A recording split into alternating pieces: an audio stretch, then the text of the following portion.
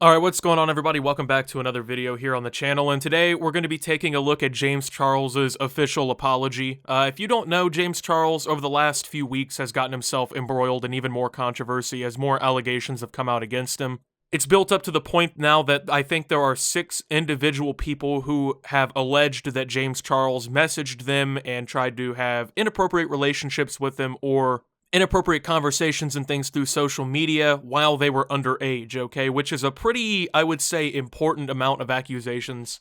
It's not like one person with no evidence has come forward, he said, she said situation, anything like that. We've seen now half a dozen people come forward with evidence, and James Charles has now had to apologize multiple times for these different things, but he put a video up just yesterday, which ironically was April Fool's Day, and he addressed the most recent allegations against him. Now, when I looked at this video, I was quite certain that maybe we finally had like a really good YouTuber apology, because if you know anything about the ecosystem, I would say here on YouTube, most of the time when people come here to apologize for misconduct or anything like that, it's pretty much just a sob story. It has nothing to do with them taking any sort of accountability. It has nothing to do with them admitting that they did something wrong. It's more or less just them using excuses or scapegoats to get out of the problem. Now, with James Charles, I feel like he's in a pretty tight predicament where he can't necessarily do that. I mean, when you've been accused of something like this half a dozen times, spanning multiple years, your chance to get out of jail free has pretty much, that ship has sailed,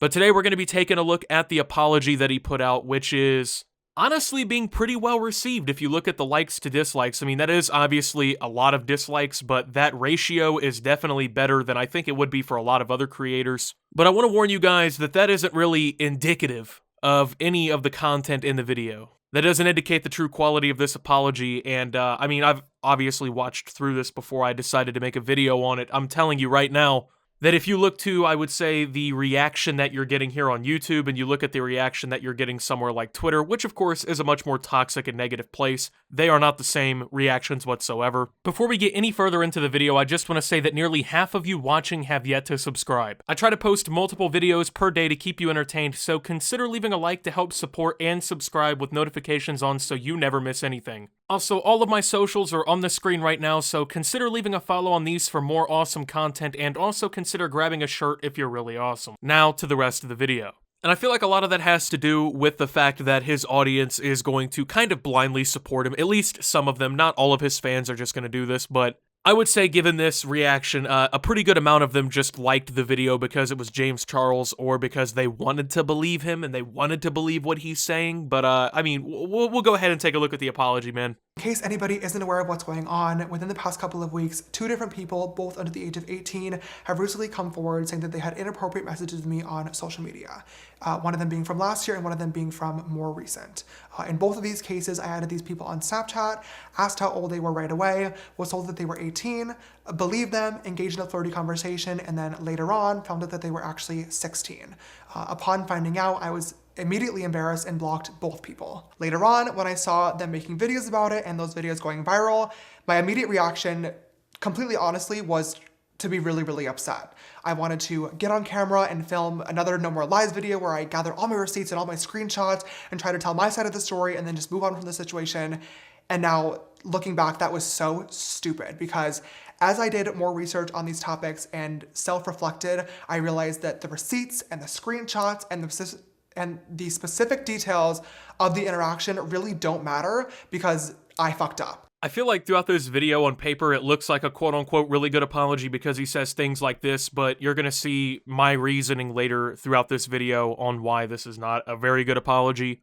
And for those of you who don't understand, or you need a little bit more of this explained to you, obviously, the reason that people are mad about this isn't because he was lied to. Because in all reality, that doesn't necessarily matter in this situation, and he addresses this. I feel like he really only, first off, addressed this as I guess, a counterpoint, because there's really no room to wiggle out of this one. I've noticed when it comes down to these situations, whenever James Charles can find an opportunity to try and shift blame, or when he can try and find an opportunity to like weasel out of responsibility, that's the move that he's immediately going to try to take. And I mean, on this one, there just really isn't any way to wiggle out of it, because even legally, when you look at situations like this, it doesn't matter if you're being lied to. It doesn't matter if the person says that they're 18 and it turns out that they're 16. The fact of the matter is, you had inappropriate conversations with a 16-year-old. Keep in mind also, this could be a coincidence, but he's suddenly doing all this self-reflecting and he's willing to, I guess, look back on what he's done and, like, realize the error of his ways and whatnot. I feel like a lot more in this situation, right? He seems to be a lot more honest and upfront about what he did in this, but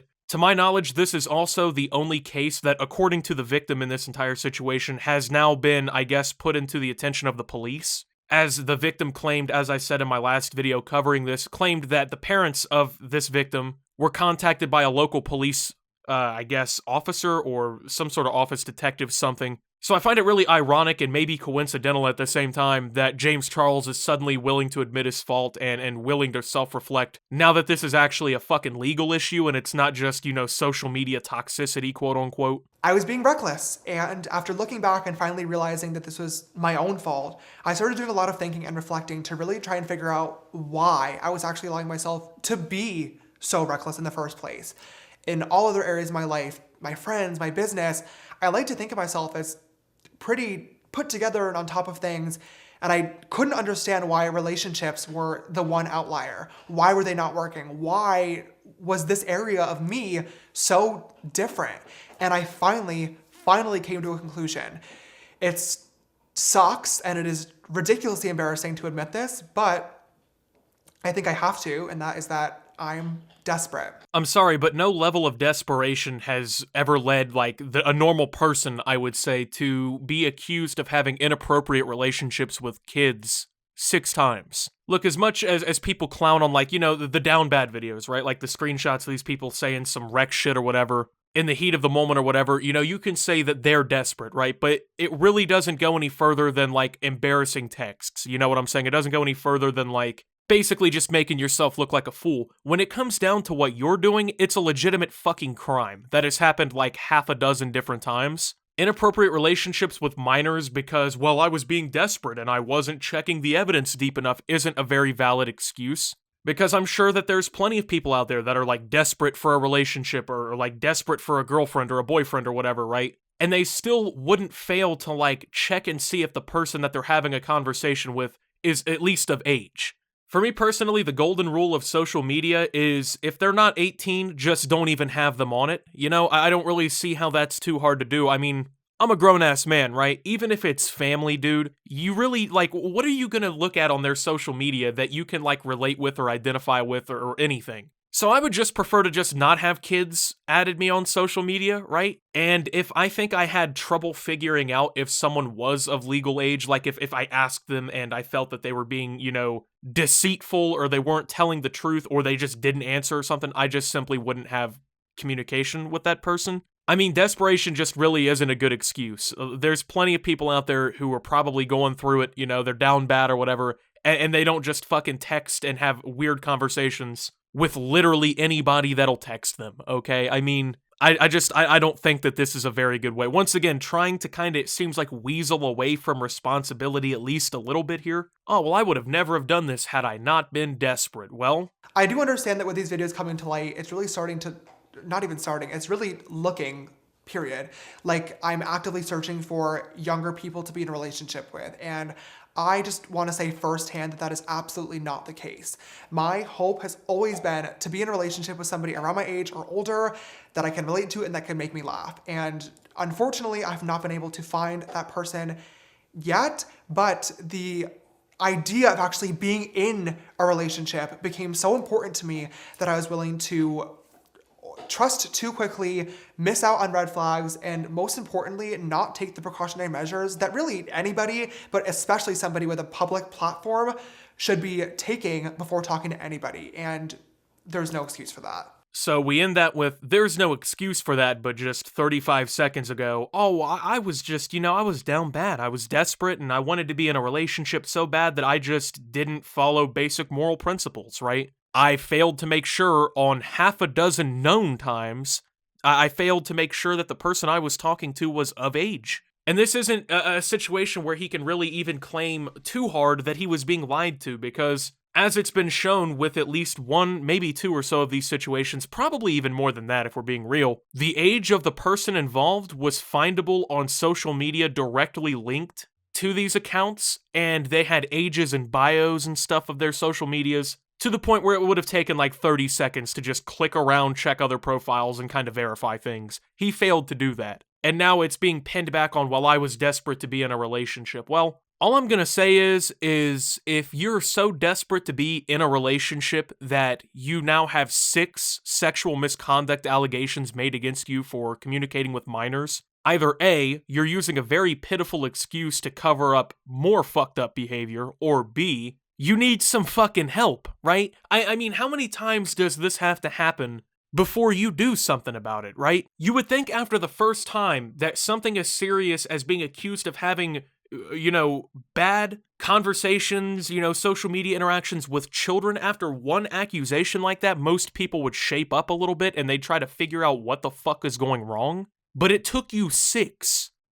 That's not good. That's not, there's no excuse, okay? The video, ironically, is titled Holding Myself Accountable, but instead of really holding yourself accountable and just saying, hey, I don't know what the fuck I'm doing, I'm on some weirdo shit, you're pinning it back on different shit that has nothing to do with the root cause of the problem. I should have been more careful in every single way when it comes to the ways that I was looking for a relationship. I didn't do the proper research, and for that, I'm once again ashamed and embarrassed.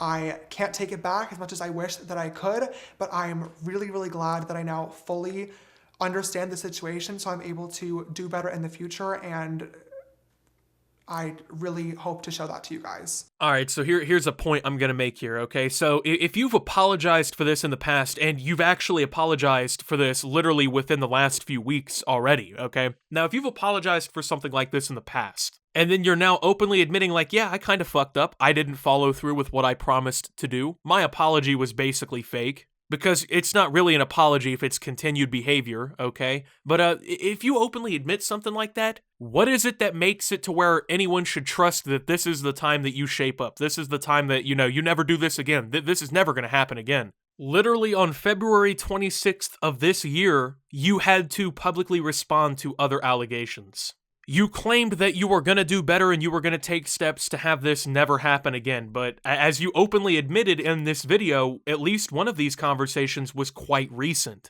So at this point, are there going to be more allegations? I don't know, okay? I really don't. Would I be surprised if more people came out even after this? Absolutely not. Would I be surprised if he continued doing this and later on down the road more allegations came out? Absolutely not. But it's insane to me that someone can be accused of something like this by 6 different people, okay? And the reaction still be somewhat positive. His fan base is openly supporting the fact that he did this by liking that video. People literally defended him on Twitter when things like this were happening. It's crazy to me, but it's ironic because these are the same people that if the roles were reversed and it was somebody they didn't like or it was a different creator, they would be the first people trying to cancel. They'd be the first person coming at them for something like this, right? But I guess because James Charles did it, it's okay. I mean, he put out a video and he pretended to take accountability for what he did, right? It's not like he's never done that before, so I don't know, man. I'm hoping this is the last video I have to do on a subject like this, but it just seems like at this point, man, here in about 3 weeks, we're gonna have another TikTok video come out where, he's doing the same shit again. I don't know. I hope that's not the case, obviously, but at this point, I just can't put any faith in the fact that he's done doing this. So,